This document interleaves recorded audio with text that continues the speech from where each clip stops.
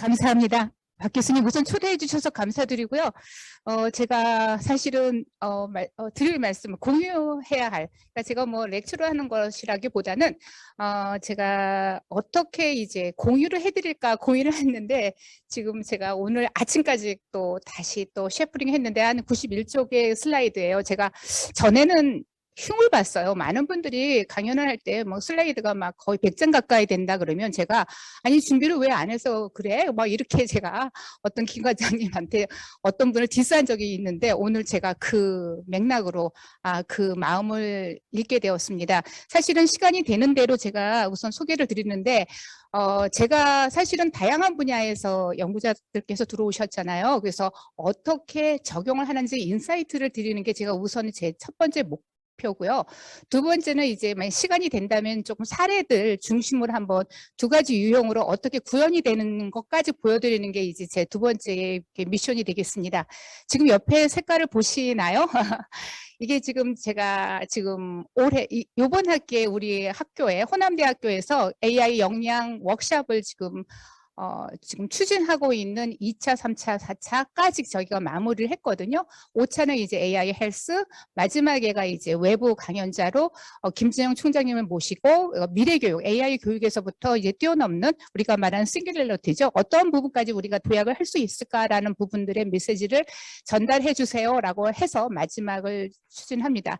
첫 번째는 UST에서 강연자의 초청을 초청해서 음성인식과 딥러닝, 그다음에 두 번째, 세 번째는 제가 이제 일반적인 AI 교육, 세 번째는 인문, 예술, 체육, 사회과학 분야에서 교수님들이 AI 교육을 어떻게 이제 가르치실까, 이제 그러한 부분에 대한 컨텐츠 제공을 했고요.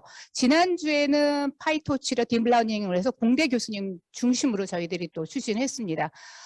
다음 주에는 저희가 보건 계열의 교수님들을 이제 주축으로 해서 추진을 하고요.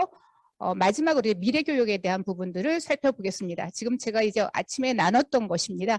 지금 제가 전달을 할 수 있는 것은 아마도 시간이 이제 가능하면 1섹션과 2섹션 정도 제가 이제 공유를 해드릴 수 있을 것 같고요. 시간이 되면 이제 거기에 대한 프로세싱에 대한 부분과 이제 향후에 또 제가 이제 공유할 수 있는 기회가 되면 제가 온라인으로 제가 또 동영상을 보여드리겠습니다. 제가요, 사실은 2주 전에 광주 AI 집적단지에서 기획까지 하나를 내시죠. 그래서 제가 냈습니다. 근데 과감하게 떨어졌습니다. 자, 그 이유는 제가 글로벌 DX 프로젝트라는 주제로 냈거든요. 근데 이제 광주에서 바라보기는 글로벌 아니야. 지역에 맞는 맞춤형으로 내. 이제 이런 부분에서 발표는 잘했으나 지금 지역의 연계와 맞지 않다고 해서 과감하게 떨어졌습니다. 자, 그 부분은 뭐냐면요. 여기서 주 핵심은 DX라는 것은 우리가 지금 뭐 디지털, 뭐 트랜스포메이션 플랫폼 이렇게 이야기를 하지만 디지털에 대한 부분이 두 가지로 볼 수가 있겠습니다. 그러니까 제조업이나 문화예술 이미 디지털화되지 않는 부분은 디지털화. 이미 잘 되어 있는 부분은 선도적인 리딩 디지털 트랜스포메이션, 이렇게 저는 두 가지 이제 축으로 보고 가고 있는데요. 이제 그러한 맥락으로서 우리가 이제 공유를 할 수 있는 건 글로벌 외에는 할 수가 없다는 것을 아마도 우리 연구자들께서는 잘 알고 계실 겁니다. 자, 그럼 한번 보실까요? 제가 이제 4차 산업에 대한 부분들을 사실은 이제 내일은 이제 광주 평화방송에서 인문학과 AI에 대한 강연을 해달라고 요청을 하셨습니다. 그런데 이제 여기서 바라보는 것들은 우리가 4차라고 하는데 지금 저희가 온고잉이잖아요. 근데 요 표를 잠깐 보시면은 3년 전에 4차 산업 혁명에 대한 그 표와 최근의 표가 많이 달라진 것을 보실 수 있습니다. 자, 이 말은요. 아마 제가 강의하는 컨텐츠나 이러한 부분들은 뭐 유튜브나 뭐 인터넷에 굉장히 많이 나와 있어요. 사실 이 부분도 제가 이제 뭐 해외 사이트에서 가지고 온 내용들이지만, 여기서 제가 이제 전달하고 싶은 내용들은, 자, 1차를 봤었을 때 우리가 사용했던 거, 2차, 3차, 지금 4차를 지금 온고잉이라고 얘기를 했는데, 전에는 우리가 뭐 초연결 뭐 이런 식으로 우리가 전개를 됐다면 이제 우리는 구체적으로 지금 기술에 대한 이야기를 하고 있습니다.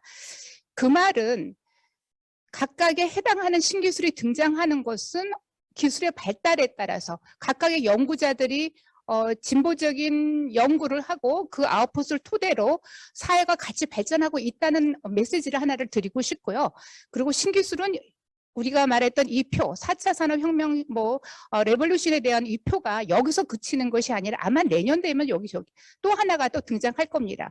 처음에 시작할 때는 AI, 빅데이터, 3D 프린팅, AR, VR 이렇게 하더니 그 다음에 메타버스라는 게 또 등장을 했고요. 그 다음에 이제 빅데이터의 이슈가 커지다 보니까 이제 클라우딩에 대한 컴퓨팅이 들어가게 되겠고요. 그러고 나서 이제 그 비즈니스를 만들다 보니까 블록체인이 지금 등장하게 되겠고요. 하나씩 이제 신기술을 갖다 붙이게 되는데 아마 4차 산업 혁명 시대에서 또 다른 싱귤라리티가 일어나지 않으면 5차까지 가는 거는 좀 시간이 걸릴 것 같고요. AI가 완전히 구현이 될 때 우리는 이제 이 기본적인 기술 바탕으로 AI가 이제 구현이 된다라고 보실 때 AI 교육은 필수적이라는 것을 다시 한번 강조드리고 싶습니다. 그러면 우리가 이제 살아보는데 그러면 DX를 도입한 배경이 뭐냐? 이게 모바일 클라우딩, IoT, 인공지능에 대한 일반적인 것이 자동화 데이터 기반으로 생성이 되다 보니까 사회의 경제성, 그 다음에 돈의 가치에 대한 부가가치들이 등장하게 되는 이유가 사실은 이제 우리의 가장 최종적인 기술의 목적이 되고 무기가 될 수 있습니다. 이러한 부분에서 교육이 같이 따라줘야 되겠죠. 그래서 요즘에 이제 제가 이제 홍보실장이면 잠깐 얘기를 할 때가 이제 이런 얘기를 해요. 요즘에 MZ 세대들 때문에 지금 가오가 안 서요. 조금만 얘기하더라도 그들이 더 먼저 알기 때문에. 저희는 이미 지금 따라가는 세대이지 않습니까? 그런데 시대가 가는 방향들을 디테일한 건 몰라도 흐름은 저희들이 인사이트가 있고 경험이 있고 또한 그 영역이 있기 때문에 저희들이 또한 가이드, 코칭을 할 수 있는 그런 역할을 할 수가 있고요. 현장에 있는 우리 학생들에게는 교육이 필요하고요. 디테일한 실력을 갖출 수 있는 교육이 필요하고 또한 리딩 그룹에 있는 분들은 우리가 보는 대로 전체적인 비전과 가는 방향과 전략과 이러한 부분들을 찾아갈 수 있는 게 굉장히 중요하다고 보겠습니다. 우선 잘 아시죠? 우리는 자라를 입어보신 분들 다 있으실 거라 생각이 들어요. 이 부분이 가장 이제 디지털 트랜스포메이션을 가장 적용해서 성공한 사례로 제가 이제 소개를 잠깐 드리고요. 제가 이제 오늘 강의를 위해서 그러니까 5월 초에 제가 이제 강의 노트는 2주 전에 이제 만들어 놨는데요. 그때 이제 구글 트렌드를 찾아봤습니다. 그래서 마케팅과 그 다음에 리서치의 디렉션에 대한 부분을 찾기 위해서 파란색은 지금 메타버스고요. AI는 빨간색, 그 다음에 블록체인은 노란색. 그 다음에 빅데이터는 그린, 그 다음에 DX는 보라 이렇게 나오거든요. 그럼 여기서 이 트렌드를 보시게 되면 가장 핫한 게 결국은 AI고요. 그 다음에 빅데이터고요. 그 다음에 블록체인이 같이 가지고 가죠. 그렇죠. 제가 여기에는 이제 네트워크는 지금 집어넣지 않았습니다. 이제 네트워크는 이미 기반으로 깔아져 있는 거죠. 그럼 이제 빅데이터 등장이 되는데요. 가끔가다 빅데이터는 3V로 등장합니다. 6V로 등장합니다. 이러한 개념이 의미가 사실은 없어요. 사실은 빅데이터가 등장하게 된 이유는 인터넷이 이제 보급화가 완전히 대중화가 되고 스마트폰이 이제 대중화가 되다 보니까 어떻습니까? 저희가 사진을 찍고 전송하고 이러한 관계에서 데이터의 형태가 정형, 비정형, 반정형 인터넷을 사용하는 경우들 이제 이러한 경우에서의 데이터들의 양이 많아지고 다양해지고 전송 속도가 빨라지고 이러한 부분에서 3V가 등장했다면 이제 데이터들이 이제 굉장히 많이 등장하게 되었습니다. 그런데 거기에서 또 무엇을 우리가 고민하냐면 이게 진실하냐, 신뢰성이 있느냐, 이러한 부분이 활용성이 있느냐, 이제 거기에 또 다른 또 어나더 V가 또 등장하게 되겠죠. 이러한 기술들은 저희가 하나씩 붙여나가는 거고 지금 연구의 현장에 계시는 우리 연구자들께서도 교육장에서 계시는 교수자들께서도 이러한 부분들을 하나씩 붙여가는 기술을 만들고 계시다고 생각하시면 되겠습니다. 그런데 그 기술은요, 우리만이 가진 기술이 아닙니다. 좀 전에 우리 박진혜 교수님이 저를 소개를 해주셨는데요. 제가 언더는 이제 수학이었어요. 그래서 제가 들어갔을 때 수학은 제가 생각했던 수학이 아니었습니다. 대학교 3학년 때 수치해석이라는 교과목을 만나고 나서 바로 이거다라고 저는 그때 이제 선택을 했고요. 그 다음에 이제 미국을 가서 거의 이제 그 수치 해석적으로 제가 이제 연구를 하게 됐습니다.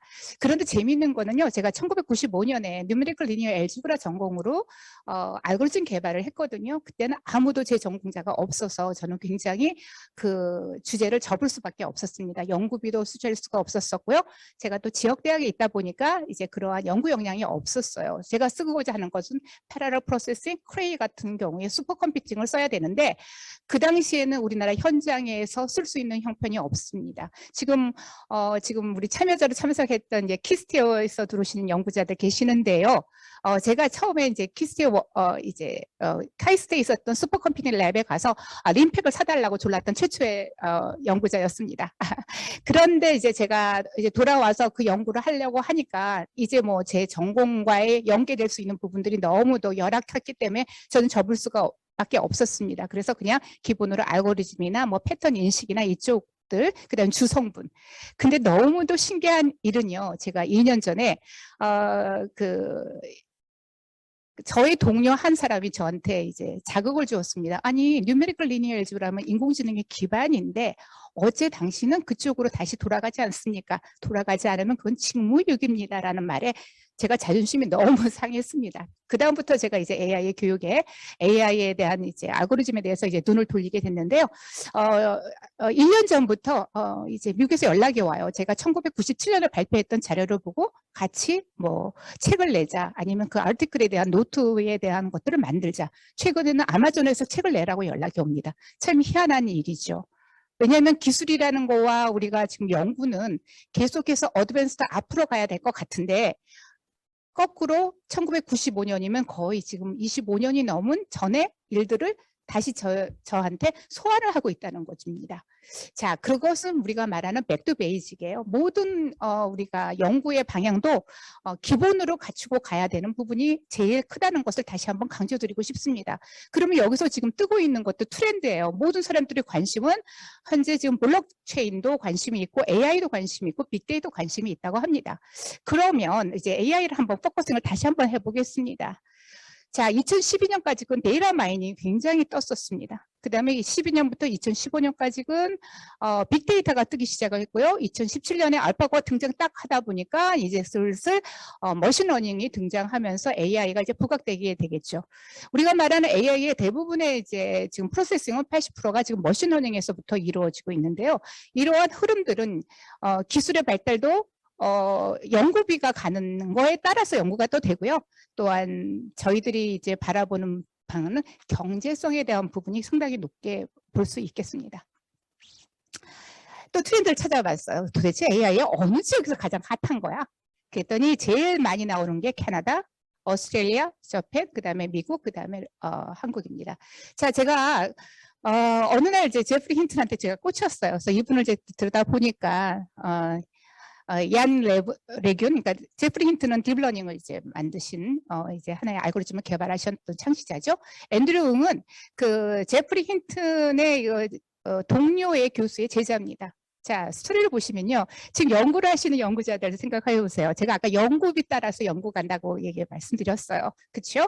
제프리 힌튼이 지금 어느 나라에 있는지 아십니까? 제프리 힌튼은 많은 분들이 MIT 교수라고 알고 있습니다. 그러나 제프리 힌튼은 지금 유니버시티 토론토에서 강의를 하고 있는 교수자입니다.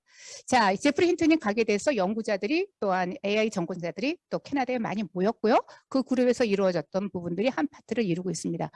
왜 제프리 힌튼이 유니버시티 토론토로 갔겠습니까? 연구비 많이 준다고 해서 갔어요. 자, 그 다음에 제프리 힌트는 구글맨입니다. 앤드류 응도 구글맨입니다. 얀 레쿠는 페이스북맨입니다. 자, 이런 부분들이 가만히 들여다보면요. 세계의 경제를 이끌어가는 것은 글로벌 빅테크에서부터 출발을 합니다. 우리가 아는 뭐 글로벌에서 구글, 아마존, 뭐 페이스북, 엔비디아 뭐 등등등 우리가 지금 바라보고 있지 않습니까? 이런 부분들이 지금 전에는 뭐 경제를 이끌어가는, 여기 이제 삼성도 이제 한 일조를 하고 있고요. 자, 이러한 부분에서 이제 경제를 이끌어가는 것이 나라가 아니라 글로벌 빅테크라는 부분입니다. 지금 우크라이나 전에서도 보면은 앨런 머스크의 또 활약 굉장히 우리가 또 주목을 받고 있지 않습니까? 결국은 네트워크를 막겠다, 인터넷 전쟁을 하겠다, 지금 IT 전쟁을 하겠다는 부분들이 같이 아우러는 현장입니다. 그렇기 때문에 캐나다가 의외로 굉장히 발전했고요. 그 다음에 이제 미국은 이미 AI에 꾸준히 이제 해왔다는 것들이죠. 앤드류 응은 지금 이제 스탠퍼드 대학에 있고요. 자, 이렇게 우리가 아마 이안네라고는 뉴욕 대학 정도에 있는 거로 제가 기억을 합니다. 자, 이게 흐름들로 이제 우리가 이렇게 발전을 했다는 것을 말씀드리겠습니다. 최근에 뜨끈뜨끈한 것입니다. 자, 그러면 이제 연구의 현장은 과연 어떨까? 이제 트렌드와 사람들의 관심도는 이렇게 높았으나 지금은 어디가 주도적으로 갖고 있습니까? 제가 이제 AI에 대해서 강연을 하러 나가면 어디가 제일 잘해요? 라고 묻습니다. 그런데 우리의 연구자들한테는 결국은 페이퍼가 가장 큰 임팩트와 또한 근거가 되지 않겠습니까? 지금 나라를 보게 되면 미국이 제일 높고요. 그 다음에 차이나, 그 다음에 UK, 그 다음에 캐나다, 저먼, 그 다음에 한국이 6번째입니다. 근데 6위가 중요한 게 아니라 이제 그 페이퍼의 양과 또한 임팩트와 또 영향력을 보시게 되면요. 미국과 중국도 굉장히 차이가 나고요. 반 정도 차이가 나죠. 그 다음에 UK가 또 반이에요. 그 다음에 캐나다, 그 다음에 저먼, 그 다음에 이제 한국이 조금 더 아래로 있습니다. 그 다음에 이제 쭉쭉쭉 내려가는데 그럼 과연 이것을 만들어낸 이제 주축은 누구냐라고 이제 보시게 되면요. 미국에서 보시면 제일 많이 나오는 데는 구글, 그 다음에 마이크로소프트, 그 다음에 카네기 멜론. 자, 대학이 굉장히 처져요. 그런데 작년만 하고 재작년에 볼 때는 카네기 멜론이 1위, 2위를 한 적이 있었습니다. 자, 점점 갈수록 이제 그 기업에 이제 밀리고 있고요. 자, 차이나 같은 경우는 칭화대학이 아직은 이제 잡고 있고요. 그 다음에 중국 과기원, 그 다음에부터 이제 기업들보다는 중국은 학교가 지금 더 활발합니다. 그 이유도 보시면요.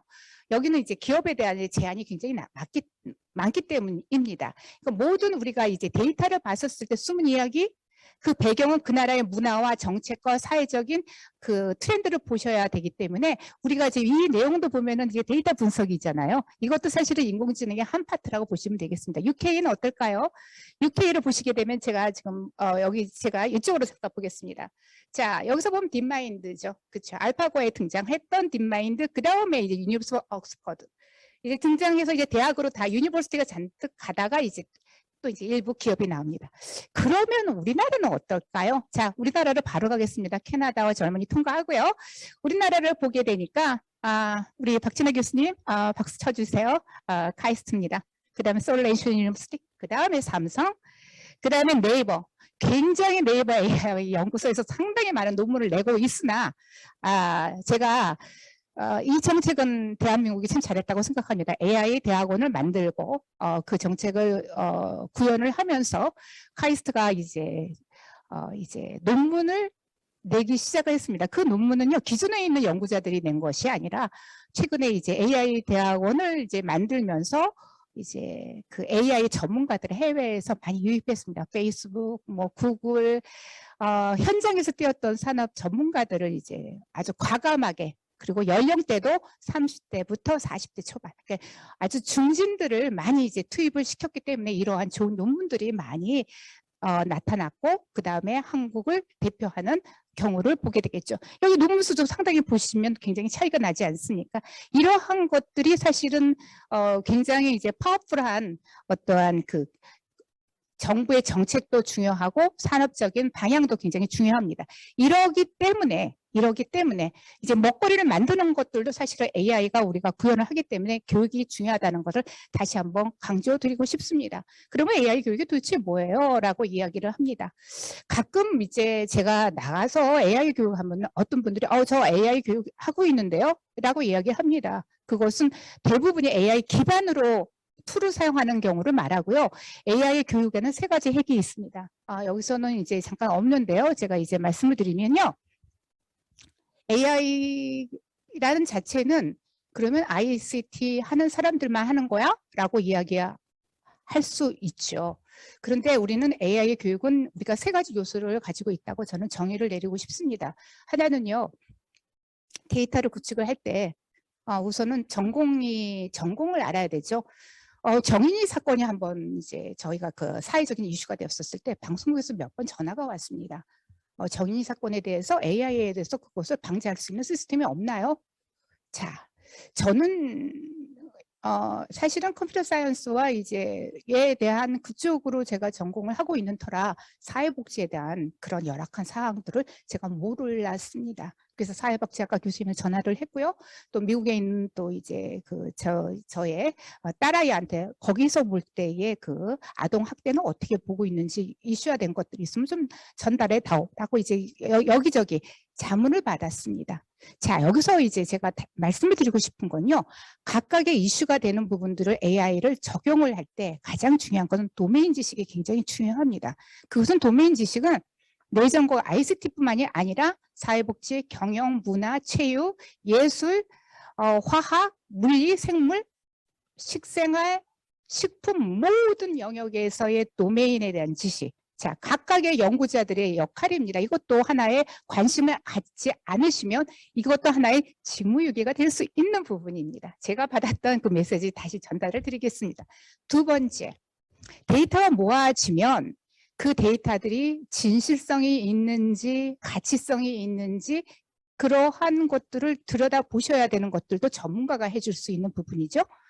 정치에서도 숨은 이야기들을 어떤 것을 할 것인가. 우리가 예를 들어서 페이스북을 그래서의 많이 노출된 것들을 높이 평가를 할 것인가, 아니면 라이크를 한 그것을 가중치를 줄 것인가. 이러한 컨셉은 정치에 하는 전문가들이 더욱더 저희보다는 더 많이 알고 있거든요. 그 도메인 지식을 통해서 그 데이터들이 정제되고 전처리 되고 이러한 과정은 어떠한 이제 스킬이 되겠죠. 테크닉한 스킬이 되겠죠.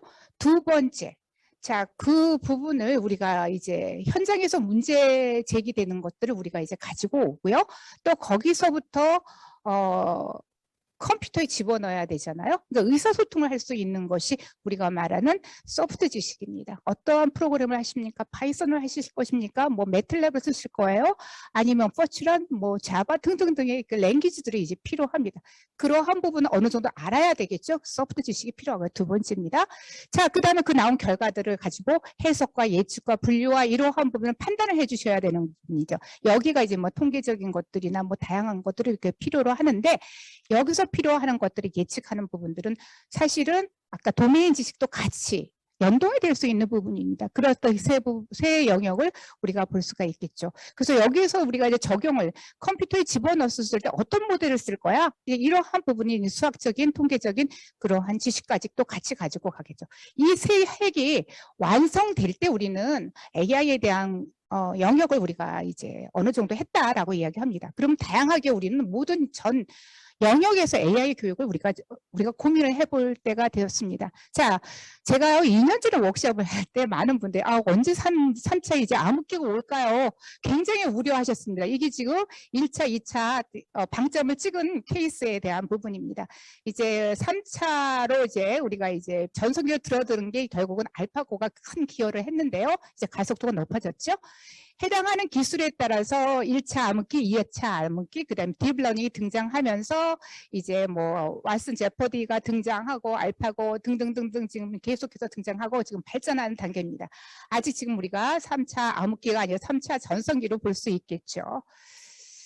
자, 좀 전에 제가 말씀드렸던 세 가지를 보시면요. 리즌, 도메인 영역입니다.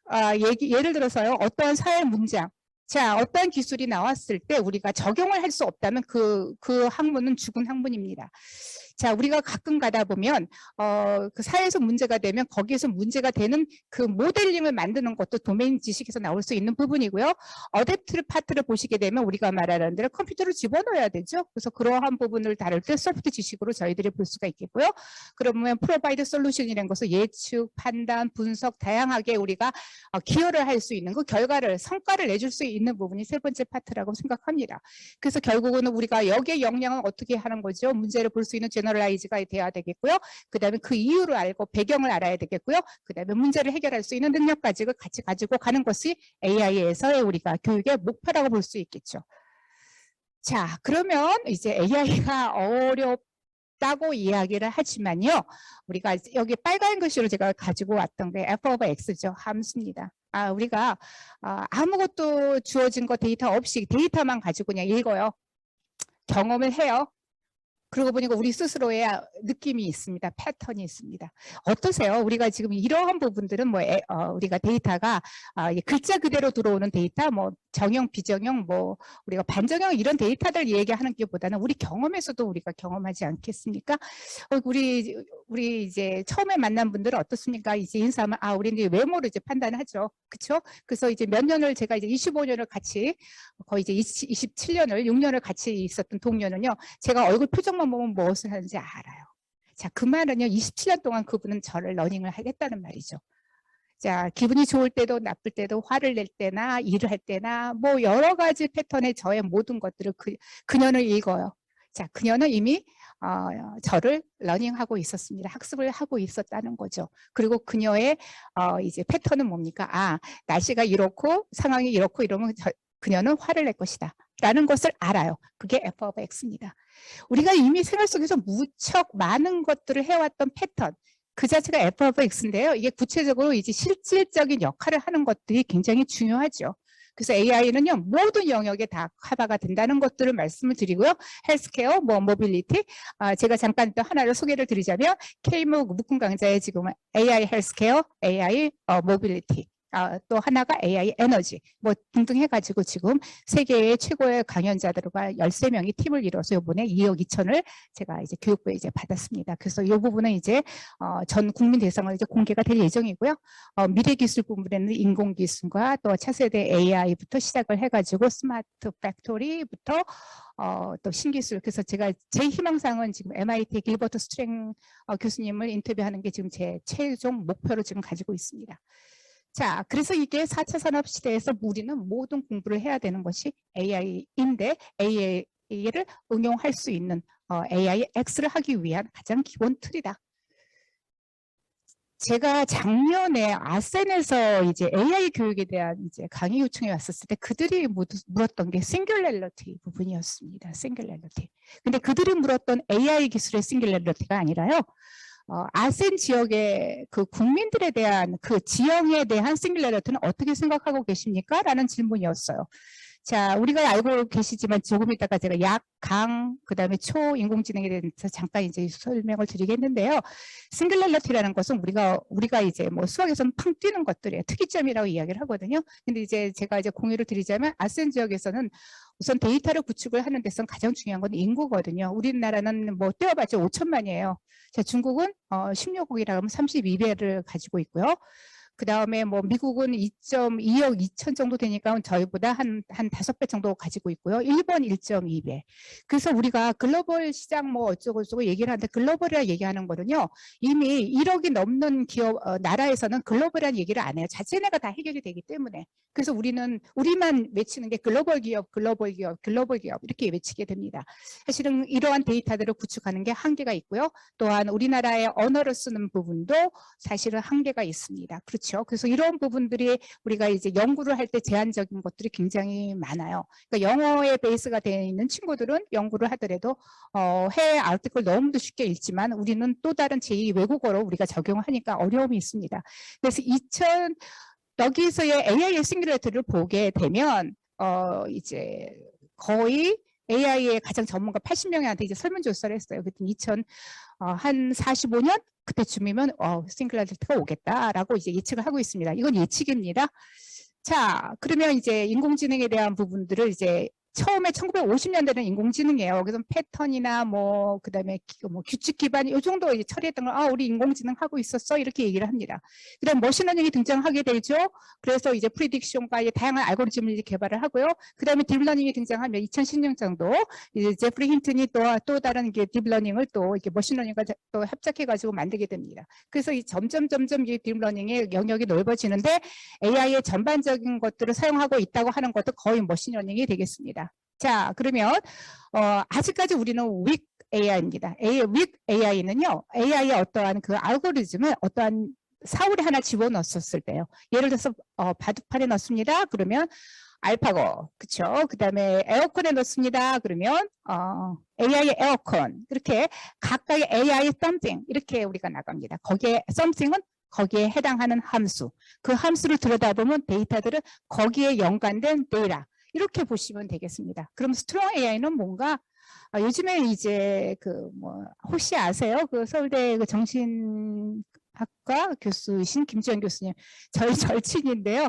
그분이 전자신문에 이제 칼럼을 계속 씁니다. 이제 그분이 이제 그 아바타, 의료 아바타를 쓴 거에 제가 그 아티클을 보고 뿅 갔습니다. 그래서 그분을 이제 저희 학교에 몇 번 모셨고요. 또 제가 하는 강좌 프로그램에 같이 이제 조인을 하고 계시는데요. 지금 이제 의료 아바타 정도도 이제 뭐 위크 AI 정도 되겠죠. 그런데 이제 거기 그분이 즐겨 쓰는 것 중에 자비스를 좀 자주 씁니다. 이제 자비스 정도. 그러니까 아이언맨을 아는 자비스 정도가 이제 스트롱 AI를 보게 되겠고요. 이제 이거랑 똑같은 이제 감정을 가지고 대화를 할 수 있는 것들이죠.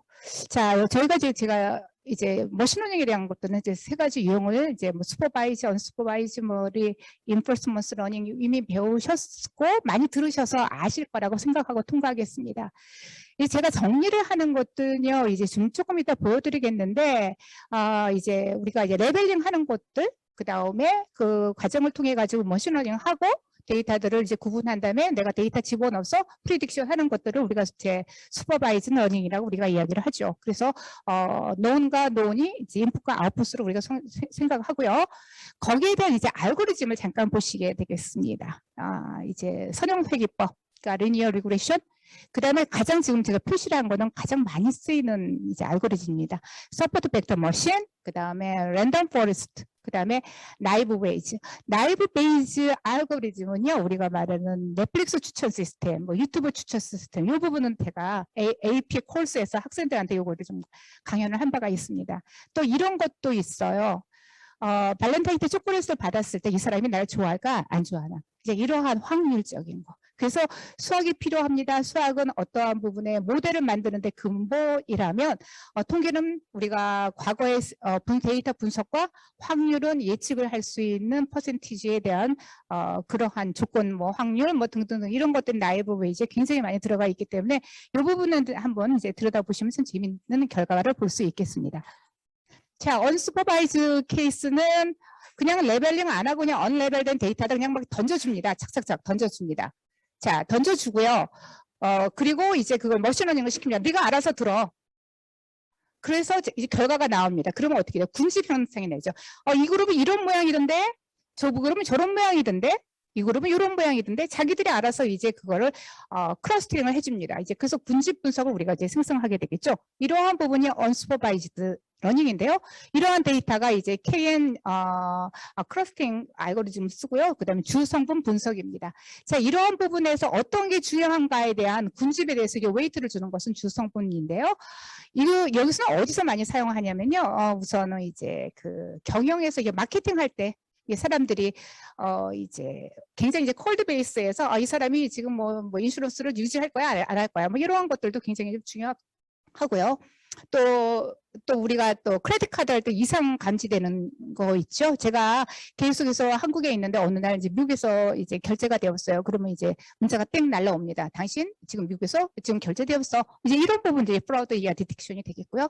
그 다음에 이미지 세그먼트는 결국은 어떠한 부분에서 이제 카드를 이제 우리가 자율주행을 할 때 보면 이제 그 이미지를 읽었을 때 그 부분을 이제 그룹으로 나눠서 우리가 분류할 수 있는 경우를 말하고 있습니다.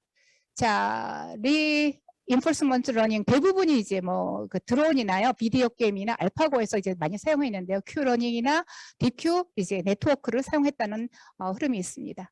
그럼 기존에 이제 트래디셔널 머신러닝의 형태는요, 중간에 사람이 한 번 더 있었어요. 피처 그 엔지니어가 있어서 피처를 만들고 그 다음에 트랜지셔널 모델을 만들고 그 다음에 아웃풋을 나눴다면 딥러닝은 그냥 로우 데이터 집어넣고 네가 알아서 다 읽고 정리해 라고 우리가 이야기를 하죠.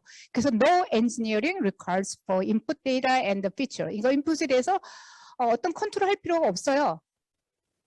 자, 이렇게 우리가 지금 그냥 그 동물 사진을 쫙 줬더니 지가 알아서 이제 그 라이너스 노드하고 그다음 페이스 노드하고 캔 노드에서 그 이제 군집을 만드는 형태를 말하고 있죠. 그래서 우리가 말하는 대로 라이브를 읽어주고 데이터 읽어주고 이 전처리하는 것들인데요. 여기서 딥러닝이 더 중요한 것을 이제 소개를 드리겠습니다. 여기서의 랭귀지는요, 알고리즘은 이제 CNN, Convolution Neural Network, 여기서는 이제 자율주행에서 많이 씁니다. 자, 그 다음에 순환 신경망이 있습니다. 리커런트 뉴럴 네트워크. 이건 음성인식이나 우리가 이제 그 필기를 쓰는 이제 그 번역기 있죠? 거기서 많이 쓰고요. 자, 나는 학교에 그러면 지가 알아서 간다? 뭐 갈 거야? 뭐 등등등을 이제 제공하잖아요. 이제 이러한 부분입니다. 지금 제가 순서대로 지금 가장 많이 쓰이는 프리퀀스입니다. 겐이 있는데요. 생석적 적대 신경망이랍니다. 이거는요, 두 사람이 경쟁을 시켜서 이렇게 막 만들어가는 거거든요. 우리가 말한 창작에 대한 소설을 쓴다, 또 그림을 새로 만든다 등등. 이제 튜닝겐 제가 이제 나중에 보여드릴 거예요. 고호 그림 따라가게 고호하고 작품을 만드는 거. 이제 그러한 것들로 이 딥러닝인데요. 그러면 이제 고민이 되실 겁니다. 그러면 내가 딥러닝을 배워야 되는 거야? 아니에요. 이미 잘 만들어진 툴이 많기 때문에 그 툴을 컨셉을 가지시고 툴을 사용하셔도 굉장히 도움이 되실 겁니다. 좀 전에 제가 소개해드렸죠. car plus something 그게 펑션이에요. 그랬더니 무인자동차 자율주행에 해당하는 부분이 되겠죠. 무인자동차의 등장이 이러한 케이스에서 등장이 되고요. 자, 알파고 네, 지금 2016년 3월 9일 이세돌과의 그 대전에서 CPU가 1202개 사용했고요. GPU가 176개를 사용했습니다. 이렇게 복잡한 알고리즘을 우리가 사용하고 있습니다. 아마도 12만 건인가요? 240만 건인가요? 그 건보를 다 입력을 했다고 하니까 상당한 무서운 파워를 가지고 있죠. 그러면 이제 제가 정리를 좀 하겠습니다. 알고리즘과 컴퓨터 랭귀지 두 가지가 있어요. 하나는 이제 전체적인 알고리즘의 랭귀지들은 아까 머신러닝에서부터 사용할 수가 있고요. 지금 전체적인 것은 리스트 스퀘어 에스티메이션과 그 다음에 이제 백 프로파게이션, 그 다음 그레이디언트 오차 줄이고 또 넘기고 이렇게 왔다 갔다 하는 것들이고, 그리고 기본적인 컴퓨터 랭귀지가 저 같은 경우는 이제 파이썬 학생들한테 강의를 했고요. 제가 1990년 초반부터 매틀랩이 정말 저는 이게 찐팬입니다. 상당히 아마도 매틀랩 쓰시는 분들 굉장히 많으실 텐데요. 그리고 제가 1980년부터 포츄라를 좀 사용을 했고요. 랭귀지들 흐름이 있지만 이제 제가 이번에 미국에 가서 이런 부분을 봤습니다. 왜냐하면 랭귀지들을 어떤 걸 선택을 할 것인가. 근데 이제 많은 이제 경영이나 사회복지 쪽에 하시는 교수님들은 저 파이썬 쓰기 싫어요. R 프로그램 쓰고 싶어요라고 얘기를 합니다. 근데 제가 이제 교육을 이제 교수님들한테 이제 제공을 할 때 근거를 알아야 될 것 같아서 제가 이제 미국에 갔었을 때 이제 수학 올림피아드 나오는 천재들을 만났습니다. 그래서 그들한테 물었어요. 예, 파이썬이 좋니? R이 좋니? 그랬더니 이제 그 친구들 대답이 이렇습니다. 파이썬을 당연히 하셔야죠. Why? 근데 내가 그 통계를 보니까 R을 쓰는 사람들이 수요가 상당히 많거든. he said 뭐라고 얘기를 하냐면요. R을 먼저 배워서 말을 쓰는 그 인구들이 많대요. 그러니까 저 같은 나이 든 사람들. 근데 그들은 파이썬으로 다시 갈아타려고 하지 않습니다. 자기 걸 주장합니다. 그래서 그 데이터들이 그렇게 많이 잡히고 있다는 겁니다. 지금 이제 우리가 교육을 한다면 R 프로그램보다 파이썬으로 우리가 이제 전환하는 게 좋고요. 또 조금 있다면 또 어떤 또 파워풀한 또 알고리즘이나 또 데이터가 랭귀지가 나올 수 있어요. 그런데 한 랭귀지만 완전히 완파를 하게 되면 어떠한 랭귀지가 나와도 두려워할 필요가 없죠. 조금만 유사하게, 그 다음에 또 그 사용하기에 유즈 프렌들리로 나오기 때문에 두려워하실 필요가 없습니다. 처음에 C++이나 포츄런 배울 때 어떠셨어요? 상당히 복잡하죠. 포츄런 같은 경우는 돌리고서도 상당히 고민을 많이 했던 부분인데요. 이미 이제 우리는 이제 뭐 컴파일 할 필요 없이 바로 그냥 러닝을 할 수 있는 인터프리터 언어들이 많이 나오고 있기 때문에 이러한 맥락에서는 두려워하실 필요가 없을 것 같습니다. 자, 그러면 정리를 하겠습니다.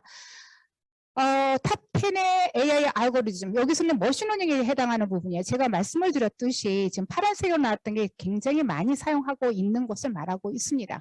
자, 리니어 리그레션, 뭐 집값 예측 같은 거 하는 것들, 뭐 나이버 베이즈는 우리가 아까 말한 추천 시스템 정리하는 것들, 벡터 서포트 벡터 머신이나 랜덤 디시전 포리스트 등등 이제 4가지가 쓰고요. 자, 딥러닝에서도 마찬가지로 지금 3가지를 쓰고 있습니다. 그래서 CNN을 제일 많이 쓰고 이미지 인식이었고요. 음성 인식은 리커런트, 뉴럴 네트워크를 쓰고 있고, 그 다음 걔는 창작을 쓰는데, 지금 우리가 순서는 이제 이렇게 나갔지만 앞으로 겐에 대한 부분들이 지금 이제 확장되고 있어서 속도가 상당히 많아지고 있습니다. 자, 그래서 제가 이 비율을 봤어요. 지금 이 자료는요, 2016년, 17년에 대한 비교표입니다. 자, 이것은 제가 찾지는 못했어요. 이 사이트에 가서 몇 배 최근 거를 했는데 이 사이트에 나오지 않지만 가장 그 당시에서도 리그레션 쪽이에요. 그러니까 예측에 대한 클러스터링, 그 다음에 비주얼라이즈 하는 거고 디시전 메이킹 하는 것들 이런 데서 사용이 되었다는 것을 알 수 있습니다. 자, 그래서 다시 재정리하면 슈퍼바이즈 각각 쓰이는 방법들 재정리를 했고요.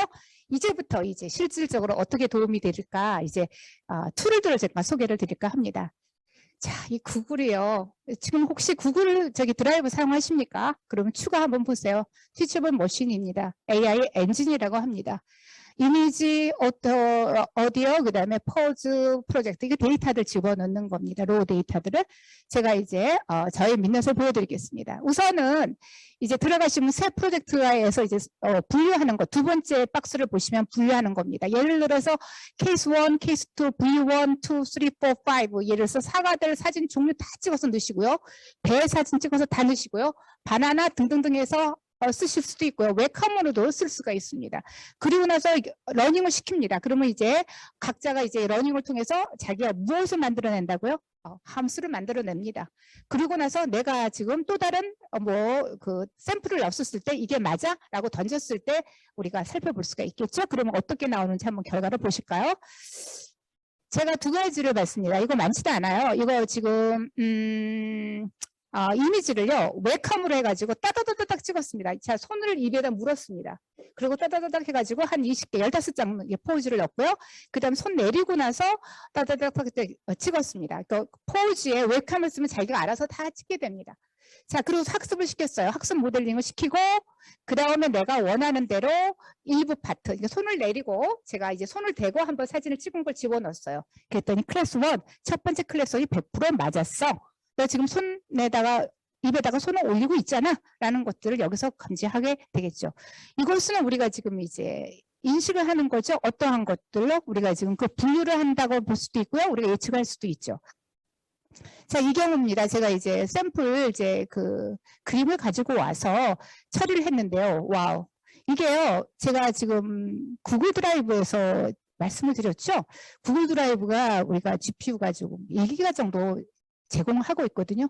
그런데 데이터가 많으면 많을수록 너무도 시간이 많이 걸려요. 자, 여기는 이제 시간 걸리다가 제가 중간에 스킵을 하고 한 30개 정도 넣어서 다시 작업을 한 케이스입니다. 자, 여기 한번 이런 경험 많이 경험을 하신 바 있으실 거라 생각이 듭니다. 당신 연예인 누구 닮았어요? 자, 여기서도 우리가 적용한 케이스입니다. 저는 어렸을 때 고양이 상이라는 말을 많이 들었습니다. 그래서 정말 고양이 상이 맞아? 라는 것들 테스트를 했습니다. 데이터 너무 적어요. 데이터 너무 적은데 5개. 그러니까 고양이 5개, 개 5개, 여우 5개, 펭귄 5개, 말 5개 사진을 찍어가지고 모델링 시켰어요. 그리고 제 사진을 넣었습니다. 이거 지금 10년 전의 사진입니다. 넣었더니 제가요 펭귄이 70%래요. 제 모습이 펭귄 모습으로 나타난다. 이렇게 우리가 볼 수 있습니다. 자, 이렇게 우리가 나타났던 것들이 구글에서 만들었습니다. 자, 그러면 구글이 왜 이런 일을 할까요? 그들은 데이터들을 모두 제가 사용할 때마다 그들은 이미 다 이제 입력을 하고 있는 거죠. 이미 그들은 우리들한테 오픈소스로 제공하는 모든 영역, 우리가 편리하게끔 사용하는 모든 영역에 그들은 데이터를 돈 주지 않고 사갑니다. 단지 그들은 클라우드의 스토리지를 우리한테 제공하면서요. 자, 또 하나입니다. 겐입니다. 여기 아까 말하는데 겐 알고리즘을 사용해서 이러한 케이스가 하나가 있고요. 저는 이제 이 부분은 이제 예술대 교수님들의 소개를 했습니다. 제가 이제 그림을 그려요. 이제 여기 한 판은요, 제가 그리는 거고요. 이쪽은 제가 조금 더 이제 창작을 하는 부분입니다. 제가 좀 전에 말씀드렸듯이 겐 알고리즘은 창작에 대한 역할을 한다고 했죠. 그렇지만 창작을 그냥 무조건 하는 것이 아니라 자기의 컨셉을 가지고 창작을 한다는 것이 굉장히 이제 발전적일 거예요. 저기 보세요. 제가 이렇게 그렸어요. 저 그림을 못 그리지만 대강 그려서 그 다음에 제가 이 컬러를 주고 있는 어떠한 현장에 대한 하늘을 줬더니 이러한 그림이 나왔습니다. 제가 저 그림을 선택했습니다. 두 번째, 제가 집을 대강 그리고요. 그 다음에 도로도 그리고 이런 형태로 그리고 그 다음에 제가 또 눌렀습니다. 그랬더니 저렇게 창작품이 나타났습니다. 자, 다음 거 한번 볼까요? 잔디를 클릭해 주세요. 잔디를 이제 해가지고 처리를 했어요. 잔디, 그 다음에 강, 그 다음에 돌 이렇게 했거든요. 그리고 제가 또 저기에 있는 그림 하나를 선택을 했습니다. 그랬더니 어떻게 나왔어요? 자, 이러한 예술 작품이 나왔습니다. 자, 여기 그림 한번 보실까요? 이 그림은요. 제가 이제 이 강의를 준비를 하고 있을 때 아침에 연락이 딱 왔습니다. 뉴욕에서 왔어요. 이 뉴욕에서 오신 분은 사실은 저 사돈입니다. 식품 영양학을 전공하셨는데 미국에서 취미생활로 작가 활동을 하고 계세요. 그런데 제가 친정 엄마여서 뭔가를 우리 딸이 좀 점수를 따야 될 것 같지 않습니까? 그래서 할 수 없이 겐 프로그램을 돌렸습니다. 튜닝겐을 돌렸습니다. 그 작품과 함께. 어떤 작품이 나왔을 것 같습니까? 자, 이런 작품이 나왔어요. 그리고 제가 보내드렸어요. 이제 30분 만에. 그녀셋. 뭐라고 얘기를 하냐면요. 고호가 빅토리아 폭포수에서 그림을 그린다면 아마 이런 그림이 되었을까요? 영광입니다라고 왔습니다. 와우. 돈 안 들이고요. 제가 우리 딸아이의 시어머니한테 점수를 땄습니다. 이제 이렇게 우리가 겐으로 우리가 또 표현할 수가 있겠습니다. 또 하나입니다. 패션 디자이너가 교수님한테 제가 또 제공한 겁니다. 자, 그림 못 그리거든요. 동글동글하게 제가 했더니 저렇게 그림이 꽃 모양이 되고요. 자, 옷 모양으로 살짝 이렇게 그림을 이렇게 그렸더니 자기가 알아서 저렇게 상의가 나오고요. 치마를 그리고 싶어 이렇게 해서 치마를 클릭했더니 제가 그린 형태 그대로의 자기들이 가지고 있는 데이터들의 그 모양으로 제가 세팅을 해줍니다. 그래서 오토 드로우를 소개를 드립니다. 자, 그러면 왜 딥러닝일까? 이제 이 부분에 대한 부분입니다. 자, 아래를 보시면요. 데이터들의 양들이 커짐에 따라서 우리가 그동안 사용했던 과거에 사용했던 러닝 알고리즘은요. 그냥 정체가 되어서 너무너무 힘이 들어요. 그런데 딥러닝은요. 데이터가 많으면 많을수록 더 신나서 속도가 더, 퍼포먼스가 더 빨라지고 있다는 겁니다. 그렇기 때문에 우리는 앞으로 딥러닝으로 갈 수밖에 없고요. 인공지능의 그 방향은 무궁무진하게 가게 되겠습니다. 자, 그러면 그 데이터를 어떻게 할 거야? 우리가 지금 사용했던 것들. 근데 제가 좀 전에 말씀드렸듯이 구글에서 이제 콜랩을 제가 사용을 했는데요. 거기서 이제 콜랩에서는 이제 GPU를 이제 제공을 받으니까 그런데 사실은 업체에서 이제 우리가 이야기를 해보면 그렇게 무료로 주는 거 할 수가 없어요. 시간이 너무 많이 걸리기 때문에. 그래서 초성능 컴퓨터를 필요할 수밖에 없습니다. GPU가 들어가 있는 건 거의 600만 원 정도 되거든요. 그러니까 과거에 우리가 있었을 때 뭐 매킨토시 비싸요, 뭐 이러했던 정도보다 더 이제 요즘의 트렌드를 보면 상당히 이제 높은 가격이 얘기를 되겠죠. 자, 여기 보시면요. 그 데이터들을 저장하는 클라우딩에 대한, 워드 클라우딩에 대한 쉐어링을 보시면요. 지금 클라우딩의 인스트럭터를 보시면 AAS, 그러니까 아마존 웹 서비스가 지금 가장 높아요. 이게 2021년 1분기 때의 결과입니다. 32%, 20%, 9%. 와우. 그런데 보시면 구글 클라우드가 더 쓸 것 같아요. 왜 9%밖에 안 돼요?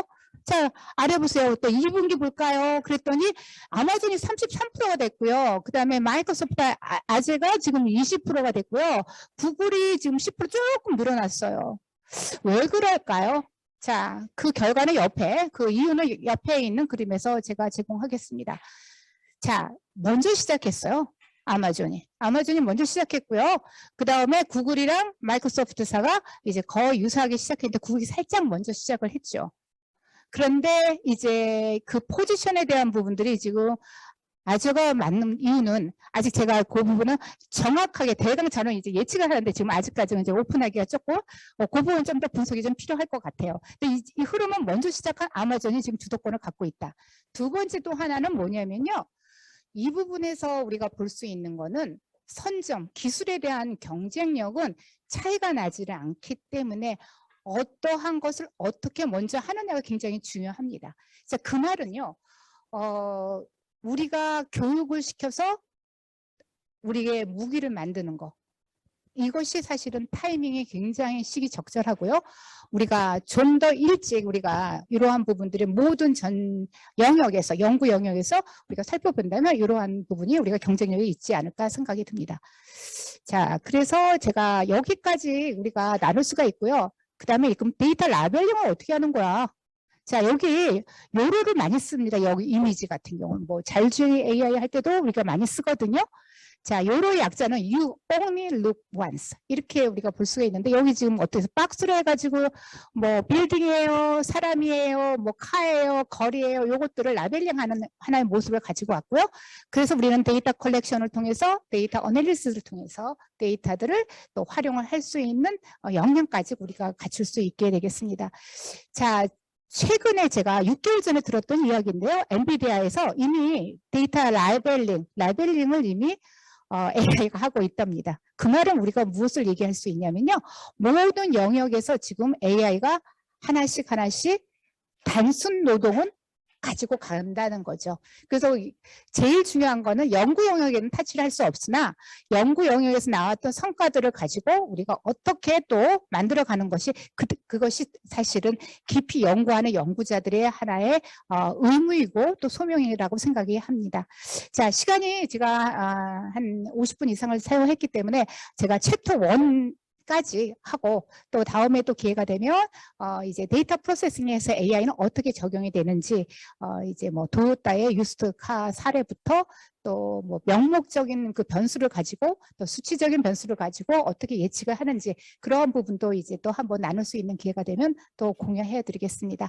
네, 경청해 주셔서 감사합니다. 혹시 질문 있으시면 또 질문 주시면 되겠습니다. 네, 감사합니다. 네, 교수님 감사드립니다. 네, 내용이 굉장히 앞으로 더 많은 얘기가 있을 것 같아서 근데 시간은 없는데 어떡하나 하고 있는데 딱 시간 맞춰서 마무리해 주시네요. 네, 감사드립니다. 혹시 질문 있으시면 채팅창에 남겨두셔도 좋고요. 아니면 직접 그 마이크를 켜시고 질문을 해 주셔도 좋습니다. 그 질문을 잠깐만 생각하시는 동안에 먼저 한 가지 여쭤보고 싶은 걸 제가 먼저 한번 여쭤볼게요. 우선 제가 우리 교수님 뵙고 이 AI 교육 관련된 이런 열정이 어디서 이렇게 나올까 굉장히 궁금했는데 그 직무유기라는 말씀을 해주셔서 네, 그러고 나서 지금 이렇게 그러니까 하여간 너무 그 교수님의 열정의 소스가 어딘지 아직도 사실 궁금합니다. 그래서 그에 대해서 네, 혹시 또 추가를 말씀해 주실 사항이 있으시고요. 네, 메이저 대학, 그러니까 우리가 말하는 이제 박 교수님 계시는 카이스트나 우리가 이제 연구 중심 대학은요, 학생들이 알아서 자기들이 찾아가요. 근데 사실은 지역 대학은 한계가 있거든요. 제가 찾아서 내가 그들한테 먹여주지 않아도 학생들이 자존감이 많이 떨어집니다. 그리고 그런데 이제 그러한 학생들을 강의를 하시는 교수님들이 코칭을 하셔야 되는데 시대는 신기술이 왔다고 하는데 굉장히 불안해하세요. 근데 신기술이 알고 보면 별거 아니거든요. 그러니까 AI도 1950년대, 메타버스 1970년대 이렇게 등장을 했지만 이게 이제 시대가 바뀌고 어떠한 그러니까 싱귤러리티가 딱 등장하면서 우리가 이제 발전을 하게 되고요. 학생들한테 무엇인가를 전달을 해주는데 쉽게 전달을 해줘야 되는 게 이제 저의 미션이었어요. 그리고 이제 제가 이제 3년 반 정년 남았습니다. 그래서 제가 정년을 리타이어를 하면 뭐 그 다음을 원하는 게 아니라 그래도 내가 30년의 교직에 있었으면 학생들한테 무엇을 남기고 있었을까라는 그 부분이 하나의 저한테는 굉장히 큰 숙제였고요. 이제 지금은 제가 그 공유 플랫폼에 아까 말씀드렸던 여기에 해당하는 거 조금 있죠. 그것들을 짤방을 해서 교수님들한테 공유를 해드리고 있어요. 그러니까 경영이면 블록체인이나 비트코인에 대한 추이도를 분석하는 거를 펜데스를 이용해서 콜앱에서 어떻게 해결하는 거야? 또 두 번째는 그 나이브 베이지의 추천 시스템 어떻게 하는 거야? 이제 이런 것들을 한 10분짜리 짤방을 지금 그 학교 공유 플랫폼에다가 공유를 하고 있어서 교수님들이 AI 교육을 경영대에서 또 예술대에서 지금 제가 그 예술대 교수님이 만화 애니메이션 학과 교수님이 이런 요청을 하셨어요. 저희 그 스토리텔링 하는 거 필요해요. 그거 하는 방법 찾아서 해결해 주세요라고 이야기를 하거든요. 아직 제가 찾지는 못했는데 지금 공유화되어 있는 부분이 아까 튜닝계는 이미 오픈이 되어 있어서 제가 바로 전달을 됐는데 지금 그 스토리텔링은 아직까지는 상용화 오픈 소스로 지금 공유되어 있는 부분이 없어서 이제 그런 부분이 있고요. 그래서 이제 저는 올해까지 AI 교육 이제 마무리하려고 해요. 그리고 지금 전에 말씀드렸듯이 1995년에 제가 마무리했던 패러럴 프로세싱과 이제 슈퍼 컴퓨팅에 대한 부분을 여기다 접목을 하는 게 이제 3년 저의 미션이라고 생각이 들어요. 그리고 제가 이 과정을 하면서 하나 얻은 거는 학생들한테는 컨텐츠지만 교육에 대한 열의를 갖고 있는 대한민국의 최고의 연구자들과 교육자들이 너무도 많으세요. 그래서 좋은 네트워크를 만났다는 것들을 말씀을 드리고 싶습니다. 제가 페이스북을 좀 하는데요. 페이스북은 대부분이 제가 네트워크 활용을 합니다. 예를 들어서 어떤 강의를 할 때 그분이 유명하면 그냥 메신저로 남겨요. 우리 이런 강의하는데 와서 톡 해주실 수 있어요? 라고. 그러면 한 번도 제가 거절을 받아본 적이 없습니다.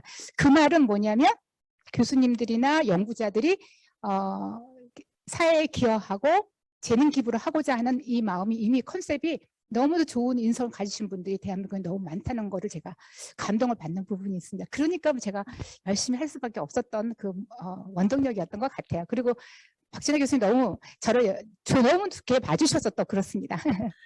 아유, 네, 아유, 우리 교수님 진정한 교육자라는 생각이 드네요. 네, 네, 교수님 존경합니다라는 말씀도 제가 하나만 올라오고요. 제가 말씀을 드리고 제가 이제 마무리하겠습니다. 제가 꼭 왜냐하면 저희가 이게 전방에 있잖아요. 그래서 신기술이 새로운 뉴가 아니라 과거부터 등장을 하면서 어떠한 새로운 거기에 부수적인 초성능 컴퓨팅이 발달하고 네트워크가 발달하면서 이제 그게 AI가 부각이 됐는데요. 사실은 이제 마이 룸메이트가 전공이 사실 AI예요. 근데 1980년대 중반에 매니팩처링 쪽으로 했거든요. 그때 당시에는 AI가 별로 그렇게 각광을 못 받았어요. 매니팩처링 쪽이. 그러니까 네트워크가 발달하면서 유비쿼터스라는 흐름이 됐고요. 근데 요즘에 가장 이제 이슈가 되는 게 이제 메타버스에 대한 말씀을 잠깐 드리고 싶은데요. 지금 그 페이스북이 메타라고 바꾸고 난 다음에 지금 굉장히 이제 하얀길을 지금 치닫고 있습니다. 그런데 애플은요, 메타로 지금 가지 않고 AR 쪽으로 가려고 해요. 그 이유는 우리가 지금 메타버스가 뜨니까 모두가 이제 모든 스타트업이 다 메타버스로 뛰어드는데 사실은 그게 구현이 될 때까지 시간이 굉장히 많이 걸리고요. 이런 예를 드릴 수가 있겠습니다. 메타로 완전히 몰입이 되면 아마 지금 박진아 교수님도 VR 쪽을 하고 계시는데 우리가 이제 그러한 기기를 쓸 때 몰입도는 높으나 그게 평상 시간에 그것을 유지를 한다는 게 굉장히 쉽지가 않아요. 예를 들어서 회의를 하더라도 우리가 잠깐 나가서 커피 한 잔을 마시고 그러면서 자연스럽게 회의를 했던 그러한 화상 회의가 만약에 그것을 몰입감을 갖는다면 커피 하나도 제대로 마실 수가 없고 그러면 이제 거기에 발전되는 것이 기기가 발전돼야 되겠죠. 그래서 지금 야심차게 애플에서 지금 개발하고 이제 곧 출시가 되는 게 이제 안경인데요. 안경을 끼면서 이렇게 AR로 해가지고 우리가 지금 다양하게 나눌 수가 있거든요. 그래서 메타버스로 이제 교육에 대해서 적용을 한다는 것들은 사실은 잠시는 그럴 수 있으나 그 부분이 굉장히 좀 허수가 많다는 거. 그래서 1년 반 전에 한양대학교에서 홀로그램으로 강의를 하겠다 그래서 목포 해양대학도 같이 연동해서 한다고 했었을 때 우리 학교 총장님께서 이제 우리도 그걸 도입하면 어떻겠냐고 저한테 상의를 하셨어요. 그래서 제가 이런 주에 노라고 말씀을 드렸습니다. 왜냐하면 마이 룸메이트가 홀로그램까지 연구했던 사람인데 그 판이란 게 굉장히 비싸거든요. 굉장히 부정적인 얘기를 하도 들었기 때문에 제가 아니라고 얘기했어요. 그래서 그때 제가 학교의 정책을 항상 반대하는 사람으로 제가 찍혔는데 6개월 지난 다음에 그 홀로그램에 강의한다는 거는 싹 들어가 버렸습니다. 얼마나 많은 예산을 투입했는지 모르겠는데요. 그런 부분이 허상이 많기 때문에 모든 신기술이 나왔을 때는 조금 더 앞서가는 것보다는 조금 더 좀 보수적으로 전체를 보시고 거기에 접근을 하시는 게 더 현명하지 않을까. 그런데 신기술에 대한 이해와 인식과 교육은 가장 먼저 하시는 것들로 제가 제안을 드리겠습니다. 네, 말이 너무 많아졌습니다. 네, 이상입니다. 네, 교수님 감사드립니다. 교수님께서 중간에 말씀하신 back to the basic이라는 말이 다시 떠오르는데요. 네, 오늘 너무 좋은 강연 감사드리고요. 저희가 시간이 조금 오버해서 일단은 공식적으로는 마무리는 여기서 하도록 하겠습니다. 네, 네, 감사드립니다. 그런데 우리 교수님, 저희 지금 채팅창에 사실 그 메일 그 질문이 하나 올라와 있어요. 네, 그래서 네, 네, 혹시, 네, 제가 해드릴게요. 네, 혹시 미리 나가셔야 되는 분들은 네. 네, 거의 마무리된 걸 말씀드리고요. 혹시 남아 있으시면 우리 교수님 답변까지 듣고 마무리하는 걸로 네, 하겠습니다. 네. 제가요, 지금 이 부분이 제가 2년 전에 이런 얘기를 들었어요. AI, 그 서울대에서 AI 대학원에서 학생들이 있으면 다 미국으로 그냥 졸업하고 다 미국으로 간다고 합니다. 그리고 사실 제 조카도 그 빅데이터 대학원에 다녔고 석사만 하고 박사 안 하고 그냥 미국의 그 하스피탈 큰 병원에 취업하고 이번에 미국을 떠났어요. 미국으로 갔습니다. 근데 인재 양성이요.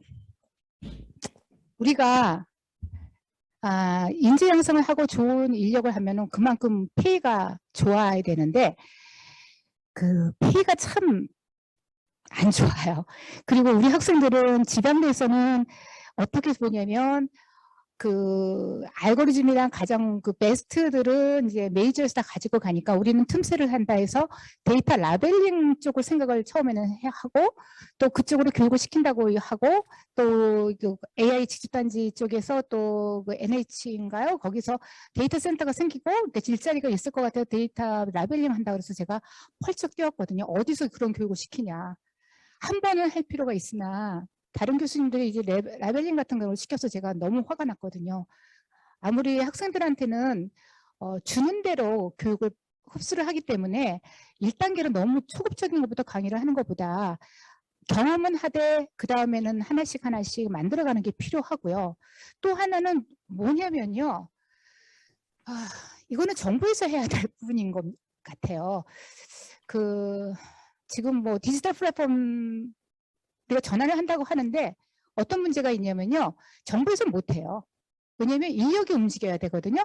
근데 인력은 그러한 컨셉이 없어요. 제가 그래서 그것을 민간 기업을 돌린다고 그때 네이버에 그 연구소장이 그런 얘기를 하기에 그런데 말은 그렇게 해서 하겠다고 하지만 움직이는 사람은 인력이기 때문에 아예 네이버에 그러니까 어드밴스되어 있는 팀들을 팀으로 데리고 가서 그것을 번역을 하지 않는 한 그렇게 대한민국의 정부가 바뀔 수는 없다. 사람 한 사람이 바뀌었다고 해서 그 정책이 있다고 해서 바뀔까요? 과연? 그리고 디지털 플랫폼을 우리가 그 정책을 내놓는 사람들이 과연 밑바닥부터 전체적인 통합적인 걸 알고 있을까요? 좋은 것들 해외에서 갖고 왔던 그런 자료들을 갖다가 썼을 뿐이에요. 근데 이제 제일 중요한 거는요. 정부에서 가장 이제 지난번에도 뉴딜 정책도 있듯이 그들의 머리에서 나온 게 아니라 글로벌 빅테크에서부터 나오는 부분이었어요. 그래서 거기서 나왔던 이제 주 사업들을 이렇게 할 것이다라고 생각했기 때문에 뉴딜 정책에 뭐 트윈, 뭐 디지털 트윈도 있고 블록체인도 있고 뭐 메타버스도 있고 뭐 다양한 것들을 지금 가지고 와거든요. 근데 사실은 메타버스를 가만히 들여다보면 AR, VR, 뭐 MR, XR 다 혼합해가지고 지금 다뤘던 것들 통합적인 것을 말하고 있는데 전체적인 통합적인 것을 교육을 시킨다기보다는 아까 뭐 AR에 대해서의 어떤 깊이 있는 컨셉 결국은 아까 제가 제프리 힌튼과 뭐 그 앤드루 사실은 다 그쪽 그룹들이에요. 그러니까 결국은 각각의 그룹들이 자기의 그 원천 기술을 만들어낼 때 우리가 좋은 인력을 만들거든요. 그래서 메이저 대학은 연구 중심으로 정치하지 마시고 연구 중심으로 정말 각각의 교수님들이 연구하시고 연구자들이 하시고요. 가장 아쉬운 거는 그 위에서 리더들이 그러한 연구를 잘 읽고 그것을 엮어주는 게 굉장히 필요합니다. 사실은 제가 지난 4월 말인가요? 제가 정형학회, 의사학회에 가서 제가 강연을 했었습니다. 그들이 원하는 게 메타버스였어요. 그런데 사실은 우리가 융합이 된다고 하는데 우리가 과연 의료랑 우리가 융합을 할까요? 진입적 능력이 그렇게 높은데 데이터들이 표준화가 안 돼 있는데 그러면 우리가 어떻게 할까요? 제가 그때 제안을 했습니다. 여기 젊은 교수님들은 IT 쪽, 그러니까 AI 그쪽에 좀 관심을 가지셔서 의료 기반으로 AI를 하시려고 노력을 하시고 그랬더니 이제 연세가 드셨던 이제 병원장님들이 이런 얘기를 해서 그럼 우리는 뭘 합니까? 네, 당신들은 정책이나 법 규제나 또한 훌륭한 신진 연구자들을 잘 엮어서 세계 무대에 쓸 수 있도록 밑거름이 되시거나 후원자가 돼주시는 게 제일 좋겠습니다라고 말씀을 드렸습니다. 근데 우리나라는요, 연구는 각각 하고서 귀한 연구들이 많은데 그 꽃을 펴줄 리더가 없어요. 리더라 하면 우리는 거의 무대에 서서 정치를 하거나 무슨 장관이 되거나 어떠한 직책을 맡는 거로 생각을 하는데요. 사실은 정말 연구를 잘하시는 분은 잘한 연구를 알거든요. 그래서 시니어 연구자들은 더 많은 연구비를 가지고 가서 독식을 하는 게 아니라 조금 더 사회에 환원할 수 있는 최고의 연구자들을 찾아가는 자기가 연구를 해봤던 그 부분은 안 되던데 그럼 저런 친구들은 저런 연구를 지금 하고 있어. 그러면 다른 연구 쪽으로 가는 거 어때라고 코칭을 해줄 수 있는 그런 역할을 보통 나이가 들면 다 이제 접어버려요. 자기 하는 일들을. 그래서 그런 부분에 좀 이제 인력 양성은 필요하고요. 지역대학은 이제 어느 정도 제가 이렇게 상당히 좀 목소리를 높게 좀 떠들고 다니는 편이거든요. 그래서 제일 중요한 거는 지역대학 학생들에 대한 인재 양성은요. KM국의 좋은 강의들을 교수자들이나 연구자들이 조금 보시고 좋은 것들을 트랙으로 만들어서 제공을 하셔도 코칭해 주셔도 좋을 것 같고 메이저 대학은 연구 원천 기술에 대해서 목숨 걸고 하셔야 될 것 같습니다. 그래서 이러한 부분이 되고요.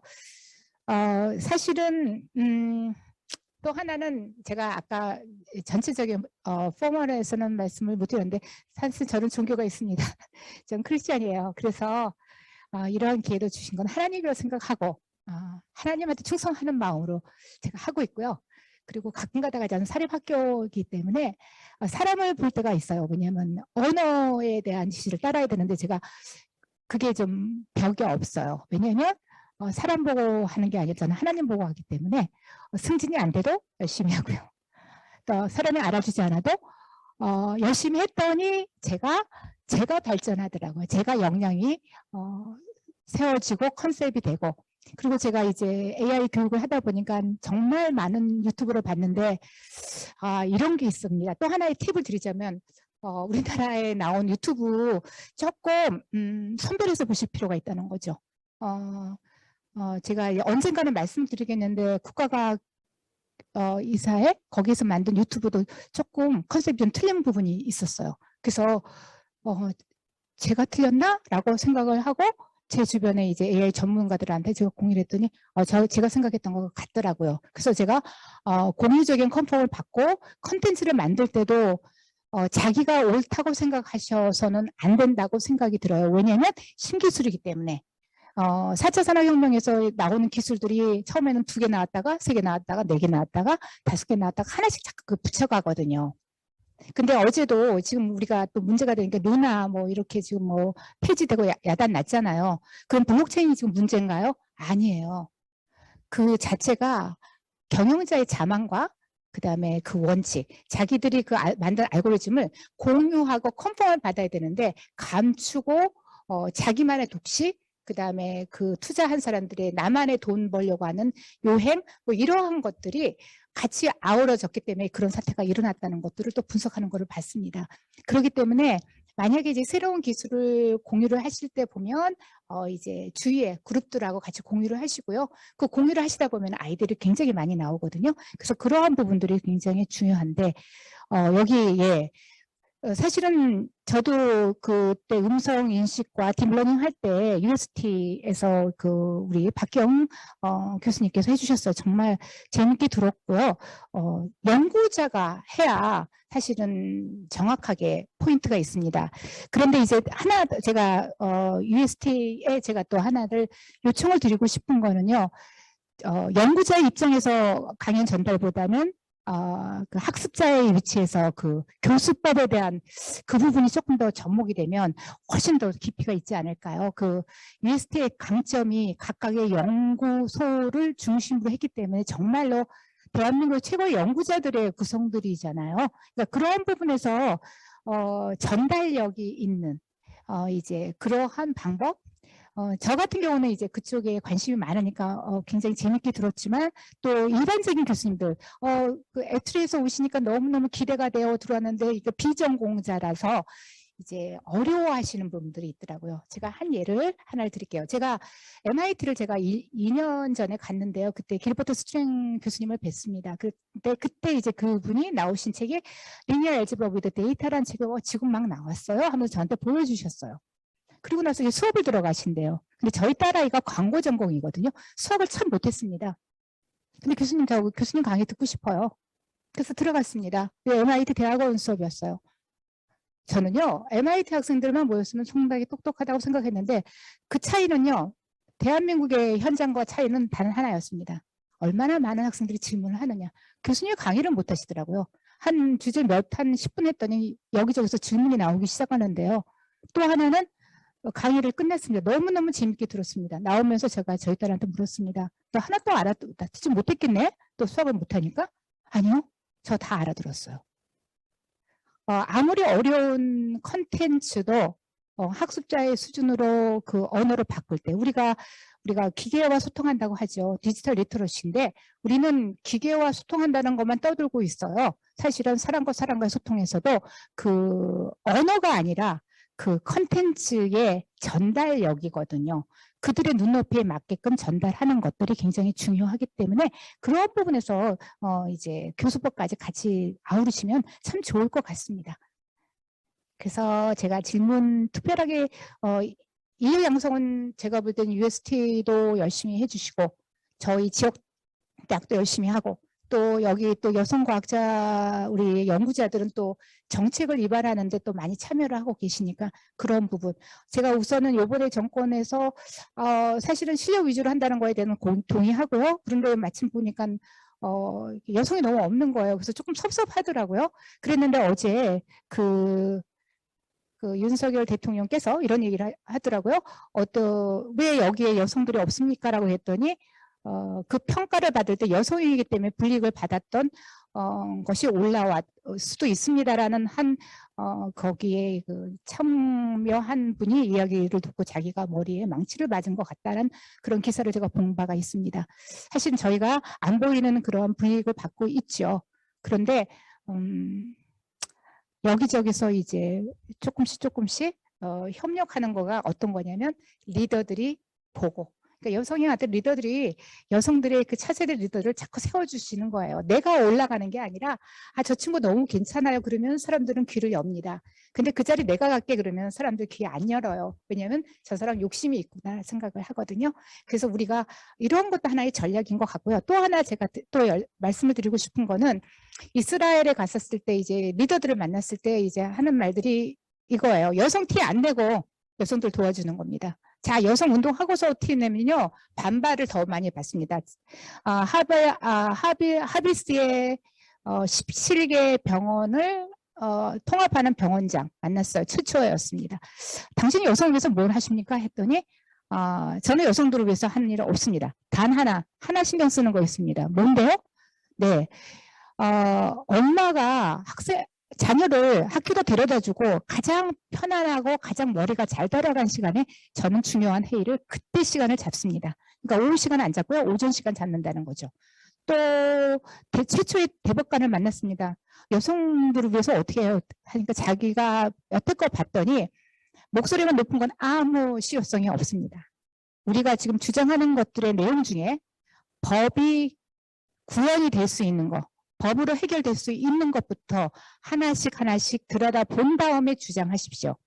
아무리 주장해도 법으로 구현화를 하는데 전혀 맞지가 않을 경우에는 그것은 시간 낭비입니다라는 말씀을 하셨습니다. 그렇기 때문에 우리는 아마도 이제 국가의 어떠한 입안자로 또한 자문으로 또 평가위원으로 우리가 또 불려갈 때가 있습니다. 이제 그럴 때 우리의 역할이 굉장히 중요하고요.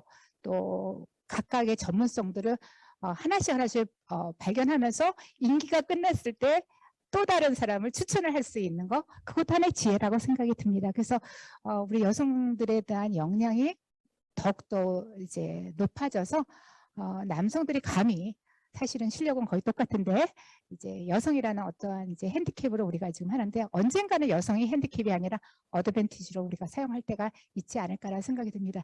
그것이 이제 우리가 KWSA가 해야 할 일이고요. 또 우리가 가는데 기왕이면 추천하고 좋은 자리 있으면 조금 나를 낮추고 다른 사람을 추천하는 게 더 바람직하다는 미덕이 거기서 좀 발휘되면 좋겠다는 제 욕심도 같이 공유해 드립니다. 네.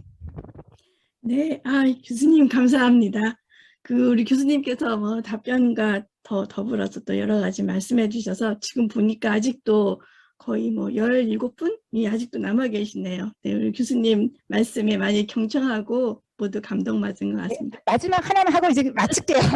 네. 이제 제가 이제 살아왔던 건데요. 네트워크 중요해요. 그러니까 제가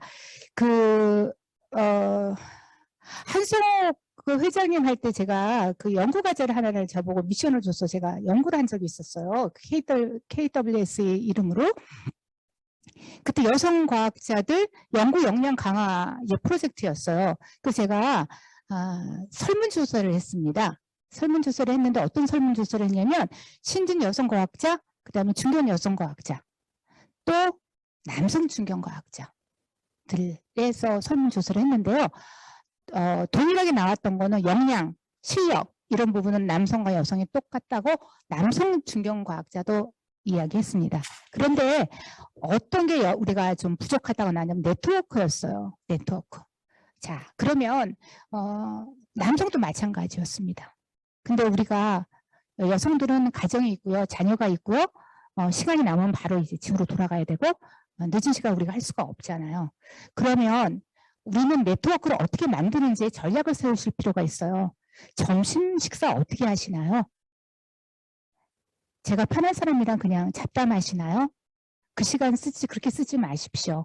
어떻게 쓰시냐면요. 내가 지금 어떠한, 예를 들어서 제가 지금 AI 교육에 대해서 좀 뭔가 아이디어를 받으려고 하면, 그쪽에 필드에 있는 현장, 그러니까 예를 들어서 보건계열의 이제 교수님들한테 이 강의를 지금 이제 런칭을 하려고 해요. 그러면 거기에 있는 교수님들 샘플링에서 몇 분, 한 두 분 정도?